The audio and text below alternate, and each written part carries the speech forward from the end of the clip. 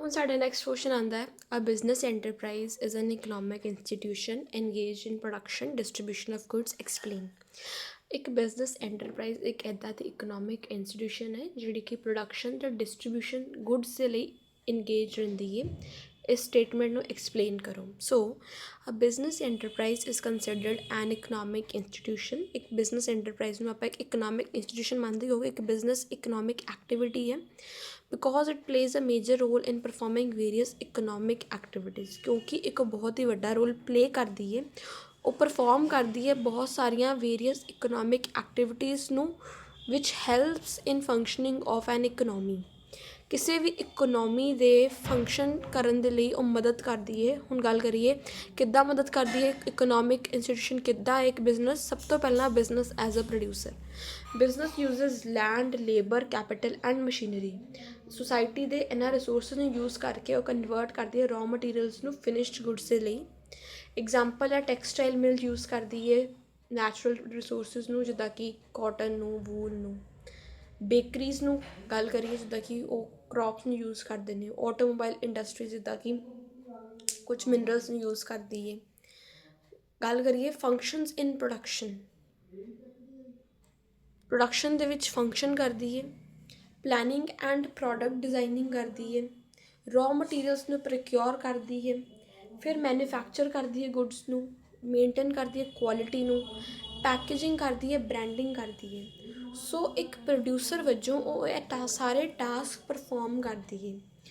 Product ਦੀ designing ਤੋਂ ਲੈ ਕੇ product ਦੀ quality, product ਦੀ branding ਤੱਕ ਉਹ ਸਾਰੀ ਐਕਟੀਵਿਟੀਜ਼ ਨੂੰ ਪਰਫੋਰਮ ਕਰਦੀ, ਜਿਸ ਦੇ ਨਾਲ ਉਹ ਇਕਨੋਮਿਕ ਐਕਟੀਵਿਟੀ ਨੂੰ ਪਰਫੋਰਮ ਕਰ ਰਹੀ ਹੈ ਜਿਹੜੀ ਸਾਡੀ ਇਕਨੋਮੀ ਦੀ ਫੰਕਸ਼ਨਿੰਗ ਲਈ ਮਦਦ ਕਰਦੀ ਹੈ। ਹੁਣ ਗੱਲ ਕਰੀਏ business as a distributor. Production alone is not enough. ਸਿਰਫ ਪ੍ਰੋਡਕਸ਼ਨ ਕਰਕੇ ਸਾਡਾ ਬਿਜ਼ਨਸ ਨਹੀਂ ਚੱਲ ਸਕਦਾ। Goods must reach customers at the right time and place. Business distributes goods through wholesalers, retailers, agents and dealers and e-commerce platforms. ਇਹਨਾਂ means ਨੂੰ use ਕਰਕੇ ਉਹ ਕੰਜ਼ਿਊਮਰਸ ਤੱਕ ਗੁੱਡਸ ਪਹੁੰਚਾਉਂਦੀ ਹੈ।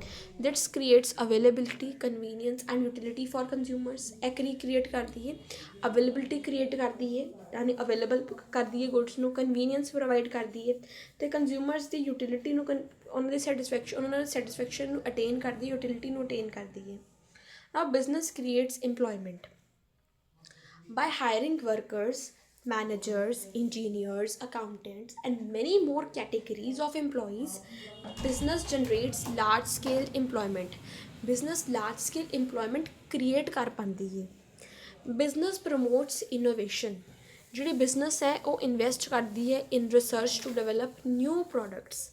ਬਿਜ਼ਨਸ ਕੀ ਕਰਦੀ ਹੈ, ਨਿਊ ਪ੍ਰੋਡਕਟਸ ਨੂੰ ਡਿਵੈਲਪ ਕਰਦੀ ਹੈ, ਬੈਟਰ ਟੈਕਨੋਲੋਜੀ ਨੂੰ ਯੂਜ਼ ਕਰਦੀ ਹੈ, ਇੰਪਰੂਵਡ ਸਰਵਿਸਿਜ਼ ਪ੍ਰੋਵਾਈਡ ਕਰਦੀ ਹੈ ਅਤੇ ਮਾਡਰਨ ਮਾਰਕੀਟਿੰਗ ਟੈਕਨੀਕਸ ਨੂੰ ਯੂਜ਼ ਕਰਦੀ ਹੈ।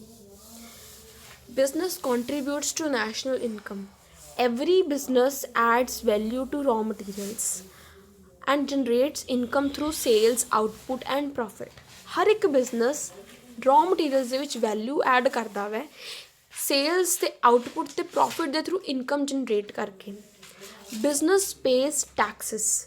ਜਿਹੜਾ ਬਿਜ਼ਨਸ ਹੈ ਉਹ GST ਪੇ ਕਰਦਾ ਵੈ, ਇਨਕਮ ਟੈਕਸ ਪੇ ਕਰਦਾ ਵੈ, ਕਸਟਮ ਡਿਊਟੀ ਪੇ ਕਰਦਾ, ਜਿਹੜਾ ਕਿ ਗਵਰਨਮੈਂਟ ਦੀ ਫੰਡਿੰਗ ਦੇ ਵਿੱਚ ਡਾਲਦਾ ਵੈ, ਜੋ ਕਿ ਗਵਰਨਮੈਂਟ ਡਿਵੈਲਪਮੈਂਟ ਐਕਟੀਵਿਟੀਜ਼ ਲਈ ਯੂਜ਼ ਕਰ ਸਕਦੀ ਹੈ। ਇਸ ਤਰੀਕੇ ਨਾਲ ਬਿਜ਼ਨਸ ਇਕਨੋਮੀ ਦੇ ਵਿੱਚ ਆਪਣਾ ਡਿਵੈਲਪਮੈਂਟ ਕਰਦੀ ਹੈ।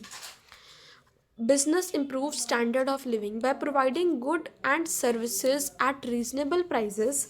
Business helps peoples enjoy comfort, convenience and better lifestyles. ਜਦੋਂ ਬਿਜ਼ਨਸ ਗੁੱਡਸ ਅਤੇ ਸਰਵਿਸਿਜ਼ ਨੂੰ ਰੀਜ਼ਨੇਬਲ ਪ੍ਰਾਈਸਿਸ ਦੇ ਵਿੱਚ ਪ੍ਰੋਵਾਈਡ ਕਰਦੀ ਹੈ ਤਾਂ ਬਿਜ਼ਨਸ ਨੂੰ ਮਦਦ ਕਰਦੀ ਹੈ ਹੈਲਪ ਕਰਨ ਲਈ ਕਿ ਉਹ ਕੰਫਰਟ, ਕਨਵੀਨੀਅੰਸ ਅਤੇ ਬੈਟਰ ਲਾਈਫ ਸਟਾਈਲ ਨੂੰ ਲੋਕਾਂ ਲਈ ਅਵੇਲੇਬਲ ਕਰ ਦਿੰਦੀ ਹੈ। ਸਾਰੀ ਚੀਜ਼ਾਂ ਉਹਨਾਂ ਦੇ ਲਾਈਫ ਸਟਾਈਲ ਨੂੰ ਇੰਪਰੂਵ ਕਰਨ ਲਈ। ਦਸ business enterprises are powerful economic institutions essential for a country's growth.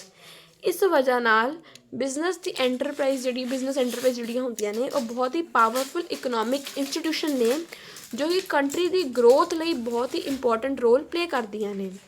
ਹੁਣ ਗੱਲ ਕਰੀਏ next question the. What are the different ethical issues in the present business situation.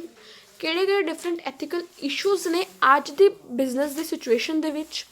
So in the modern competitive business environment, ਅੱਜ ਦੇ business environment ਦੇ ਵਿੱਚ several ethical issues have emerged due to globalization, technology and profit oriented behavior.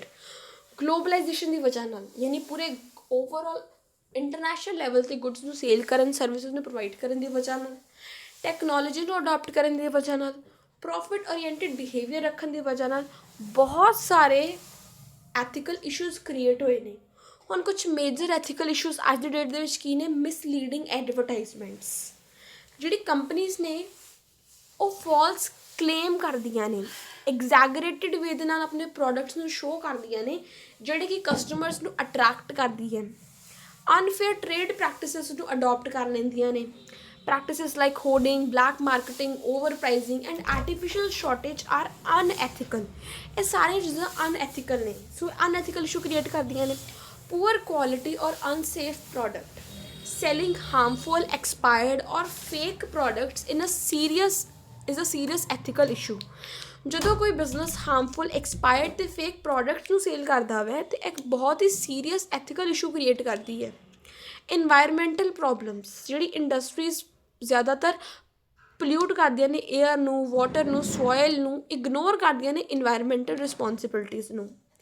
Exploitation of labor. Some companies provide low wages, unsafe working conditions, excessive working hours. This is unethical and damage workers' morale. Workers ਦੇ morale ਨੂੰ ਇਹ ਕੱਟ ਕਰਦੀਆਂ ਨੇ, ਕਿਉਂਕਿ ਤੁਸੀਂ ਦੇਖੋ ਕਿਸੇ ਨੂੰ ਜੇ ਤੁਸੀਂ ਘੱਟ ਵੇਜਸ ਦਿਓਗੇ, ਤੁਸੀਂ ਸੇਫ ਵਰਕਿੰਗ ਕੰਡੀਸ਼ਨ ਨਹੀਂ ਪ੍ਰੋਵਾਈਡ ਕਰੋਗੇ, ਜ਼ਿਆਦਾ ਵਰਕਿੰਗ ਆਵਰਸ ਰੱਖੋਗੇ, ਤਾਂ ਇੱਕ ਬਹੁਤ ਹੀ ਅਨਐਥੀਕਲ ਅਤੇ ਇਸ਼ੂ ਤਾਂ ਕ੍ਰੀਏਟ ਹੁੰਦਾ ਹੀ ਹੁੰਦਾ, ਨਾਲ ਹੀ ਨਾਲ ਜਿਹੜਾ ਵਰਕਰਸ ਦਾ morale ਆ ਉਹ ਵੀ ਰਿਡਿਊਸ ਹੁੰਦਾ ਹੈ। Corporate fraud, manipulations of financial reports. ਜਦੋਂ ਆਪਾਂ ਵਿੰਡੋ ਡਰੈਸਿੰਗ ਕਰ ਦਿੰਦੇ ਹਾਂ, ਫਾਈਨੈਂਸ਼ੀਅਲ ਰਿਪੋਰਟਸ ਵਿੱਚ ਮੈਨੀਪੂਲੇਸ਼ਨਸ ਕਰ ਦਿੰਦੇ ਹਾਂ, ਇਨਸਾਈਡਰ ਟਰੇਡਿੰਗ ਕਰ ਦਿੰਦੇ ਹਾਂ, ਯਾਨੀ ਕਿ ਇੱਦਾਂ ਦੀ ਟਰੇਡਿੰਗ ਜਿਸ ਦੇ ਵਿੱਚ ਜਿਹੜੇ ਸ਼ੇਅਰਸ ਹੈ ਉਹ ਅੰਦਰ ਦੇ ਲੋਕ ਹੀ ਬਾਏ ਕਰ ਲੈਂਦੇ, ਕਿਉਂਕਿ ਇਹਨਾਂ ਨੂੰ ਪਤਾ ਚੱਲ ਜਾਂਦਾ ਹੈ ਕਿ ਹੁਣ ਸ਼ੇਅਰਸ ਦੇ ਪ੍ਰਾਈਸ ਵਧਣ ਲੱਗੇ ਨੇ। Cheating investors are major ethical issues. Investor ਨੂੰ ਚੀਟ ਕਰਨਾ ਬਹੁਤ ਹੀ ਵੱਡਾ ਐਥੀਕਲ ਪ੍ਰੋਬਲਮ ਹੈ। Violation of customer privacy. Many businesses misuse customer data for profit without permission. ਆਪਣੇ ਪ੍ਰੋਫਿਟ ਨੂੰ ਅਰਨ ਕਰਨ ਦੇ ਲਈ ਉਹ ਬਿਜ਼ਨਸ ਕੀ ਕਰਦੇ ਨੇ, ਕਸਟਮਰ ਦੇ ਡੇਟਾ ਨੂੰ ਮਿਸਯੂਜ਼ ਕਰਦੇ ਨੇ ਬਿਨਾਂ ਉਹਨਾਂ ਦੇ ਪਰਮਿਸ਼ਨ ਲਿੱਤੇ। Lack of transparency. ਜਦੋਂ businesses important information, relevant information, material information ਨੂੰ ਹਾਈਡ ਕਰ ਦਿੰਦੇ ਨੇ, like terms and condition, charges, side effects, ਅਤੇ ਉਹ ਇੱਕ ਬਹੁਤ ਹੀ ਵੱਡਾ ਅਨਐਥੀਕਲ ਇਸ਼ੂ ਕ੍ਰੀਏਟ ਕਰਦੇ ਨੇ। Bribery and corruption. Giving, receiving bribes to get contracts or approvals is unethical. ਜਦੋਂ ਤੁਸੀਂ ਕੰਟਰੈਕਟਸ ਜਾਂ ਫਿਰ ਅਪਰੂਵਲਸ ਲੈਣ ਲਈ ਕਰਪਸ਼ਨ ਦੇ ਥਰੂ ਕੀ ਕਰਦੇ ਹੋ, ਪੈਸਾ ਲੈ ਲੈਂਦੇ ਹੋ, ਅਤੇ ਅਨਐਥੀਕਲ ਇਸ਼ੂ ਕ੍ਰੀਏਟ ਕਰਦਾ ਹੈ। ਟੈਕਸ ਇਵੇਜਨ। ਸਮ ਬਿਜ਼ਨਸਿਸ ਅਵੋਇਡ ਪੇਇੰਗ ਟੈਕਸਿਸ ਵਿਚ ਅਫੈਕਟਸ ਨੈਸ਼ਨਲ ਡਿਵੈਲਪਮੈਂਟ। ਕੁਛ ਬਿਜ਼ਨਸਿਸ ਕੀ ਕਰਦੇ ਨੇ, ਟੈਕਸਿਸ ਤੋਂ ਬਚਣ ਲਈ ਟੈਕਸਿਸ ਹੀ ਨਹੀਂ ਪੇ ਕਰਦੇ, ਟੈਕਸ ਦੀ ਚੋਰੀ ਕਰਦੇ ਨੇ, ਟੈਕਸ ਇਵੇਜਨ ਕਰਦੇ ਨੇ, ਜਿਹੜਾ ਕਿ ਨੈਸ਼ਨਲ ਡਿਵੈਲਪਮੈਂਟ ਨੂੰ ਅਫੈਕਟ ਕਰਦਾ ਹੈ। ਤਾਂ ਟੈਕਸ ਇਵੇਜਨ ਕਰਨਾ, ਕਰਪਸ਼ਨ ਕਰਨਾ, ਟਰਾਂਸਪੇਰੈਂਸੀ ਨੂੰ ਲੈਕ ਕਰਨਾ, ਵਾਇਲੇਸ਼ਨ ਕਰਨਾ ਕਸਟਮਰਸ ਦੀ ਪ੍ਰਾਈਵੇਸੀ ਨੂੰ, ਫਰੋਡਸ ਕਰਨੇ, ਲੇਬਰ ਨੂੰ ਐਕਸਪਲੋਇਟ ਕਰਨਾ, ਇਨਵਾਇਰਮੈਂਟਲ ਪ੍ਰੋਬਲਮਸ ਹੋਣੀਆਂ, ਅਨਸੇਫ ਪ੍ਰੋਡਕਟਸ ਬਣਾਉਣੇ, ਅਨਫੇਅਰ ਟਰੇਡ ਪ੍ਰੈਕਟਿਸਿਸ ਅਡੋਪਟ ਕਰਨੀਆਂ, ਮਿਸਲੀਡਿੰਗ ਐਡਵਰਟਾਈਜ਼ਮੈਂਟ ਕਰਨੀਆਂ, ਇਹ ਸਾਰੀਆਂ ਮੇਜਰ ethical issue create करती हैं। I hope these two questions are clear to you.